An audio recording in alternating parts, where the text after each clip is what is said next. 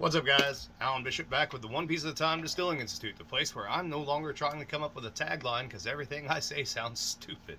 Anyways, we're really here to try to get you more involved in the art of distillation and even some of the science of distillation, and take your distillations to the next level.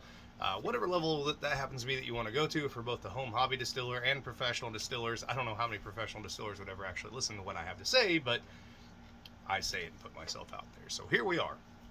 Here is an update to the last video that we just did about 170 basically neutral base alcohol for botanical distillations. So one of the things that I mentioned in that video that I wanted to sort of touch on one more time was this idea that even in the very earliest of days, they were doing multiple distillations on pot stills to reach a higher proof. Yes, you can do that. They were also typically using 170 base alcohol as a extraction and digestion tool for things like absinthe and aquavit and sometimes gin. The one thing that I didn't mention about that is never ever start distilling an alcohol, in my opinion, over 80 proof, right? The flash point is just way too volatile. It's entirely too dangerous if you get a leak in the still.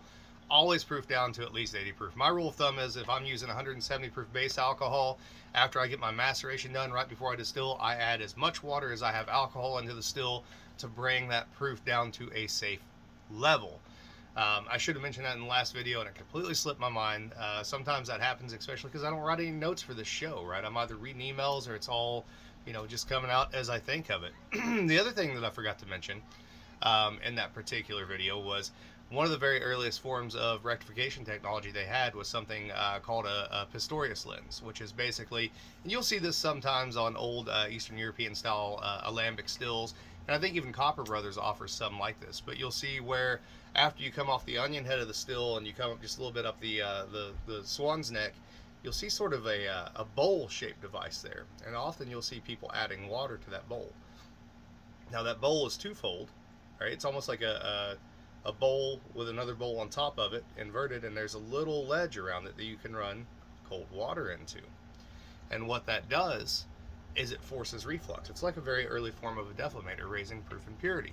Another thing that you'll occasionally see, particularly on absinthe stills, is a boil ball, which I'm not even going to try to get into explaining to you guys, but it is a form of rectification. It's basically like a deflator, but it is a ball shape and it is offset from the still, and it has a return back to the still to redistill everything that goes through it. So very early on, they were already using some of this technology to raise proof and purity of alcoholic spirits for base alcohols and things of that nature.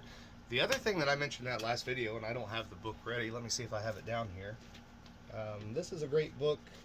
I know I'm not really on camera here.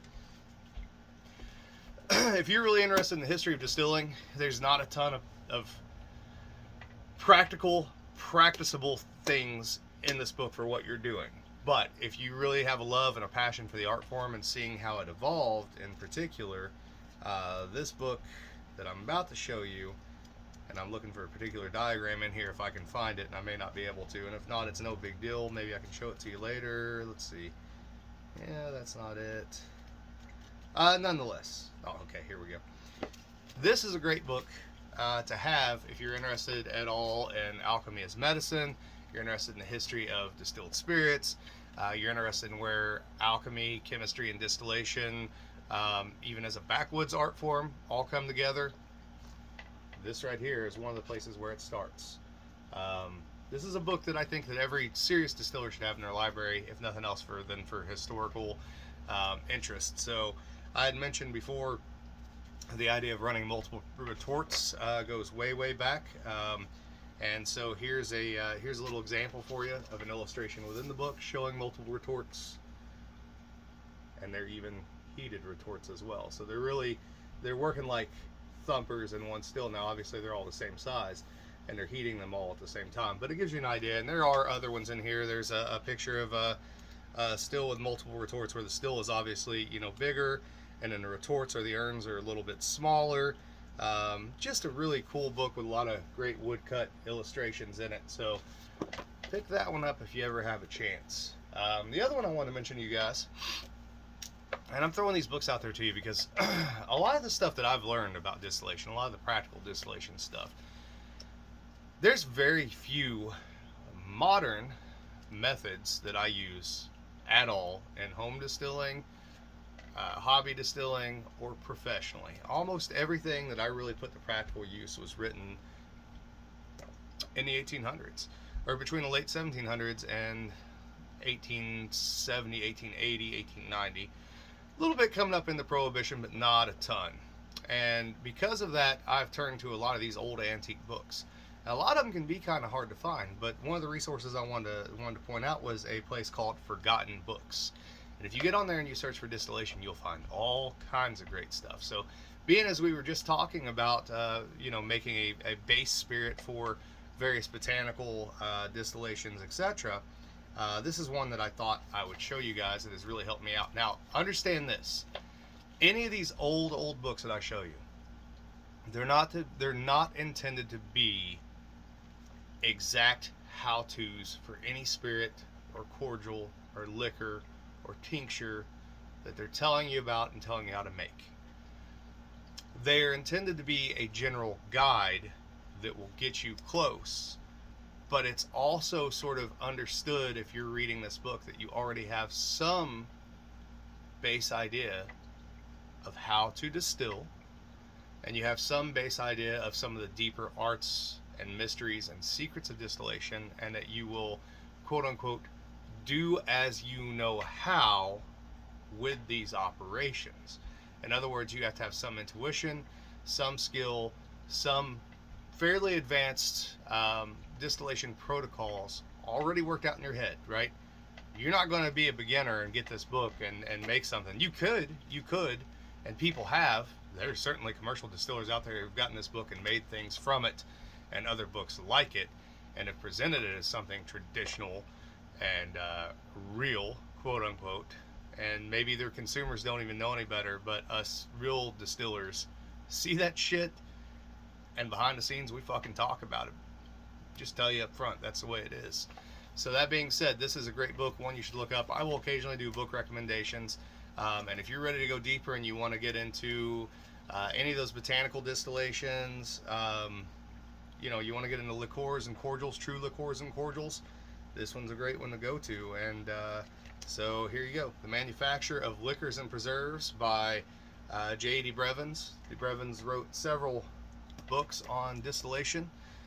This one is a great little thin book full of all kinds of great recipes and great information. Again, just look up Forgotten Books and look up distillation, and you'll find all kinds of craziness that you never knew existed. And so we'll just see if we can't turn to a page here just for fun, and we'll read off some of the things that are in here. There's also a lot of great woodcuts in here too. So let's see. Page 70, you've got Essence of Bordeaux Anisette. You've got Essence of Elixir of Garris, which includes some of these I don't even know. Sauterine aloes, saffron, myrrh, cinnamon, cloves, nutmeg. You have Compound Essence of Juniper. You have a digester or an extractor. That's the image I showed you on the next page. We're going to flip back a couple pages here and see what else. Actually, we'll go forward a couple pages and see what else we got. So, got acacia rose water. You got anise water. You've got coffee water. A few pages in front of that, you've got absinthe demi-fine. You've got absinthe fine. You've got absinthe of Pontellier. You have on the next page, the green color of the liquor is imparted by the following. You have absinthe of Montpellier, or Montpellier.